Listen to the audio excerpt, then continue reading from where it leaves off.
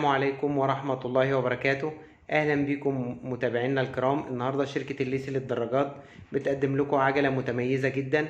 العجلة دي من شركة جالاكسي. الشركة دي طبعا خدت خطى جامدة جدا نحو القمة في السوق المصري. النهاردة شركة جالاكسي هي الأكثر مبيعا تقريبا في مصر، فاخترنا النهاردة موديل من موديلاتها المهمة جدا وهو الاي 5. موديل الاي 5 ده هو الاكثر يعني شهرة في موديلات جالاكسي. العجلة فئة متوسطة، طبعا بتنزل بمقاسين، مقاس 26 ومقاس 29. النهاردة اخترنا ان احنا نستعرض مقاس 29، وطبعا هيكون نفس الكلام على مقاس 26. العجلة اللي معانا دي النهاردة هي احدث حاجة نازلة، هي موديل 2021. يلا بينا نستعرض العجلة دي ونشوف مواصفاتها ايه. وقبل ما نبدأ يا ريت ما تنسوش تدعمونا بشير ولايك وسبسكرايب عشان يوصلكم كل جديد احنا بنقدمه. نبدأ على بركة الله. زي ما بنبدأ دايما، الفريم بتاعنا هو اول حاجة. الفريم بتاع العجلة من الألمونيوم، السبيكة بتاعته 6061. مقاس العجلة دي 19.5 بوصة العجلة اللي معانا. طبعا نتكلم على المقاسات شوية، لأن مقاس 29 بينزل منه الفريم 18 والفريم 19.5، ومقاس 26 بينزل منه فريم 19 وفريم 17. دي المقاسات كلها. طبعا ده اللون اللي معانا، ده اللون الأحمر في الأسود. برضو حابب إن أنا أتكلم على الألوان المتوفرة من الموديل ده بتكون الأحمر في الأسود، والعكسي بتاعه اللي هو الأسود في الأحمر، والأسود في الأخضر فسفوري، والأسود في الأزرق. طبعا شعار جالاكسي بيكون في مقدمة الفريم. الموديل ده كابلات السرعات والفرامل ما بتكونش من داخل الفريم، لا هي بتيجي من تحت الأب تيوب كده وتوصل بقى لأماكنها للجشمة الخلفية والفرامل الخلفية. طيب نيجي بقى للفرك. الفرك هنا طبعا بيبقى حديد على مساعدين، الجنوط هرمي.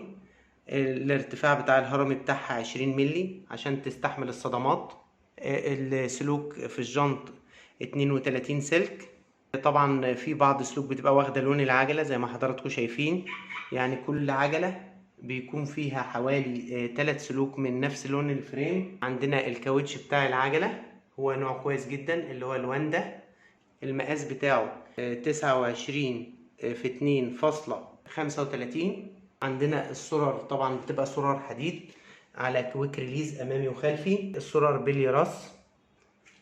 نيجي بقى لجروب السرعات. عندنا الشفترات شيمانو. الموديل بتاعها طبعا كالعادة اندونيسيا اي اف 41. الشفترات بتاعتها 3 في 7.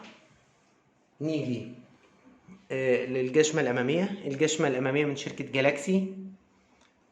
الجشمة الخلفية شيمانو تورني. زي ما قلنا برضو قبل كده بيبقى مكتوب عليها 6 سبيد، لكن بتشتغل طبعا 6 و7. عندنا الفري ويل اللي هو الآتا 4 سرعات. الترس الكبير بتاعه 28 والصغير 14. عندنا جنزير محترم جدا اللي هو المافا. الجنزير ده كويس جدا، بنشوفه مثلا في الترينكس الام 136 برو، برضو بيكون نفس الجنزير ده. عندنا الترس والدراعات جالاكسي طبعا بيبقوا حديد. الترس الكبير 42 سن، الصغير 24. قلب البدال رمان بيل. الكفف هنا ألمونيوم وفيها عواكس في الجناب. السرة الخلفية على كويك ريليز بيلي راس. دي فرامل الديسك، ديسك 160. نيجي لطيش الكرسي. طيش الكرسي ألمونيوم جالاكسي على كويك ريليز، كرسي من شركة جالاكسي. طبعا هنا موجود عندنا العاكس الخلفي وموجود عاكس أمامي، وطبعا الاتنين العاكس اللي في الجنوط.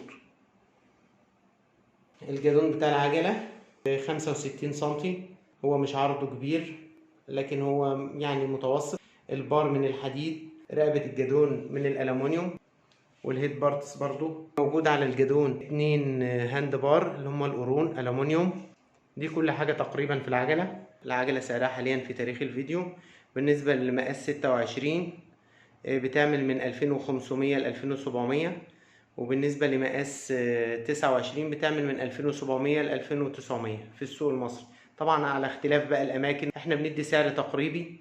العجلة موجودة عندنا شحن لكل المحافظات. نتمنى ان انتوا تتواصلوا معانا في الكومنتات وناخد آرائكم، واللي عايز اي ريفيو لأي عجلة يسيب لنا في الكومنتات طلباته، واحنا ان شاء الله بنحاول ننفذ الطلبات دي. وان شاء الله اشوفكم في ريفيوهات جديدة، والى اللقاء، والسلام عليكم ورحمة الله وبركاته.